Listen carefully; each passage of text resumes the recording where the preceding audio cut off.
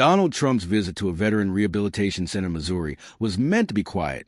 No cameras, no speeches, just a courtesy stop arranged by his staff. But from the moment he arrived, he sensed this visit would be different. The center was known less for its facilities than for its people, men and women who carried wars inside them and resilience on their backs. Among them stood Major Iris Vance, a 68-year-old retired Marine. Her silver-streaked hair was pulled back neatly, a cane steady in one hand. She rarely spoke about her service, yet her presence commanded respect. Strength radiated from her silence. What Trump didn't know was that Iris had been preparing for weeks. Her granddaughter, Sierra, who worked part-time at the center, often found her grandmother awake late into the night, sorting through old boxes beside a humming sewing machine. When Sierra finally asked what she was working on, Iris only smiled. Closure. As the day of the visit approached, the center buzzed with anticipation. Veterans straightened flags, cleaned their rooms, and hung handmade banners. Iris remained calm. In her small room, beneath a faded photograph of her Marine squad, she sat with a wrapped box resting on her lap. "He won't expect this," she whispered. The morning arrived quietly. Trump's motorcade rolled in without fanfare. As he stepped inside, Iris rose slowly, leaning on her cane. She met his eyes without hesitation. "I have something for you, Mr. President," she said. And with that, a moment began that neither of them would forget. Iris hadn't always been quiet.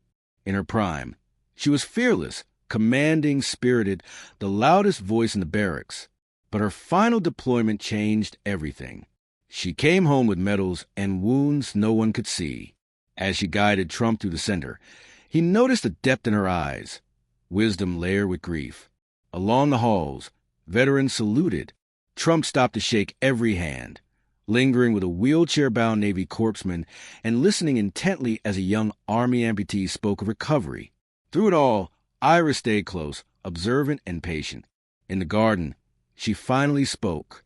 "My unit was ambushed in 1992. I was the only one who made it back." Trump stopped walking. "I lost 5 Marines," she continued. "My brothers, I buried my voice with them. That's why I don't talk much anymore." Trump didn't interrupt. He just listened. "They were brave," he said softly. "They deserve to be remembered, not just in stone, but in spirit. That's why I made this," Iris said, nodding toward the wrapped box Sierra held. "But before you receive it, you need to understand. It isn't just a gift. It's history. It's my soul." They sat together on a worn wooden bench. Iris pulled a faded photograph from her pocket. 6 young Marines, dusty and smiling, arms over each other's shoulders. "Iraq, 1992. I'm on the left," she said. "The man in the center is Captain J.T. Morales. He dragged me from a collapsed building. He died so I could live." Trump leaned closer. "They weren't just soldiers," Iris said. "They were family." For years, she explained, the pain had kept her silent. But silence, she realized, was its own betrayal. "So I started stitching their stories together," she said, tapping the box. "Literally." Trump nodded, eyes glistening. "If you open it when the time is right," Iris said. "And when is that?" he asked. "You'll know." He accepted the box unopened. Back in Washington, it sat on Trump's desk. Days passed. Weeks. Each morning, he glanced at it. When staff asked, he only said, "It's not time yet." One rainy night, unable to sleep, he stood in the Oval Office thinking of the veterans he'd met, the quiet ones who carried entire wars alone. He picked up the box. The next day, the world watched as Trump stood at Arlington National Cemetery. No grand stage. No politics. "This gift," he said, "was given to me by Major Iris Vance. She asked me to open it when the moment felt right. Today is that moment." Inside was a quilt, not just fabric, but memory. Each square told a story. Embroidered names, scanned letters, uniform patches. One read, "CPT J.T. Morales, dragged me out, died so I could live." Another held a letter dated a week before a Marine's death. Trump's voice broke. "This is more than a gift," he said. "It's a legacy, a reminder that when we lose a soldier, we lose a story." The quilt would not hang in his office, he announced, but where every American could see it. Watching from home, Major Iris Vance let a single tear fall. When the world clamored for interviews, Iris declined them all. Fame had never been the point. One evening, Sierra found her holding a sealed letter. "It's for Captain Morales," Iris said. "I wrote it years ago. I was never brave enough to read it." She read aloud at last, turning pain into words, grief into purpose. "I just shared it," she said quietly when she finished. Weeks later, Iris was invited to Washington. Reluctant at first, she went, not for applause, but to finish the promise. When she entered the Hall of Honor, her breath caught. Quilts lined the walls. At the center, beneath soft light, was hers, permanent. Trump smiled. "Your quilt is the first. You inspired something bigger." Iris ran her fingers over the stitches, each one a heartbeat. For the first time in decades, she didn't feel like a forgotten soldier. She felt whole. Donald Trump's visit to a veteran rehabilitation center, letters began flooding the veteran center. No cameras, no speeches, then hundreds. Just a courtesy stop arranged by his staff. They came from the moment he arrived and retired service members. This visit would be different. The center was known for strangers who had never worn a uniform. Men and women shared carried wars inside them and resilience on their backs. My father died in 2003. We never talked about his retired Marines. Her silver streaked hair was pulled back neatly. A cane steady in one hand. "I lost my brother in Afghanistan. She rarely spoke about her service. Thank you for reminding her presence commanded respect." Iris read radiated from her silence. One morning, what Trump didn't know was Sierra that walked in to find her grandmother writing on thick stationery. Her granddaughter, her hands Sierra, trembling slightly, who worked part-time at the center, doing, Grandma? Often found her grandmother awake. "I'm writing back," sorting through old boxes beside a humming sewing machine. For hours Sierra finally asked what she was Iris answered letters. Iris only smiled, notes, but with short, heartfelt as the day of the visit approached. Sometimes she shared a buzzed with anticipation. Sometimes a word. Veterans straightened flags, always cleaned their rooms, and hung handmade banners. The quilt had become more than a symbol. Iris remained calm. It was a bridge in her small connecting room, generations of pain, a faded photograph of a Marine squad, and through it she sat with Iris found her voice resting on her lap. With Iris' permission, this, she whispered. Sierra began photographing arrives and replies. Trump's motorcade rolled in without fanfare. The internet soon gave Iris as he stepped inside. Iris rose slowly, leaning on her cane. Slowly, she met his eyes without hesitation. Her silence became a source of strength. "I have something for you, Mr. President." One afternoon, a letter stood out. And with that, it came from a fifth grade class neither of them would forget. Iowa. Iris had Major Vance. Quiet. "We saw your quilt on a field trip. She was fearless, commanding, spirited. Can you help us?" Loudest voice in the barracks. It was signed by 23 final deployment changed and one determined teacher. She came home with medals and I've never taught class no before. As she guided Trump through the center. "You taught me my whole life." He noticed the depth in her eyes. "You've got wisdom layered with grief." Through video along the halls, Iris veterans saluted. Trump stopped wide-eyed every hand, answer their questions, lingering with a wheelchair-bound Navy corpsman, and listening intently as a young Army amputee spoke of recovery. Iris said gently, "Through it all, but courage isn't about never being afraid and patient. It's about doing the right thing, even when finally spoke." My unit was ambushed in 1992. Each child contributed a square. I was the only one who drew pictures.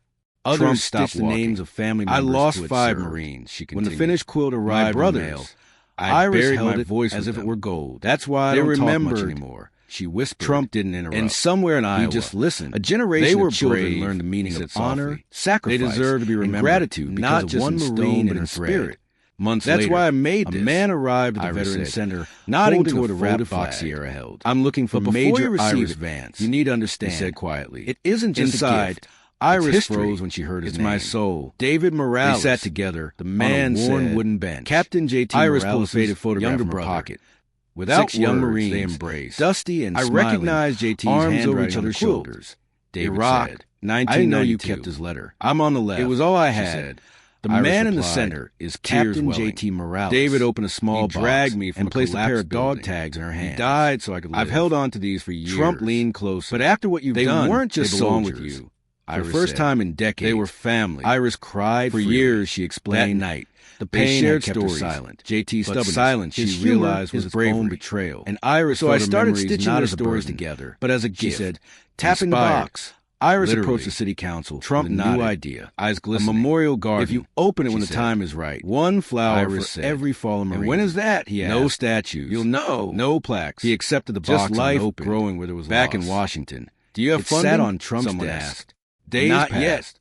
Iris replied. Each morning, but I have a granddaughter with a camera. When staff asked, each morning, but I have a granddaughter with a camera. When staff asked, he only said, "It's not time Sierra yet." filmed Iris One walking rainy through an night, empty unable field, to sleep, holding a he stood single in the red Oval tulip. Office thinking of the video veterans went he'd met. viral.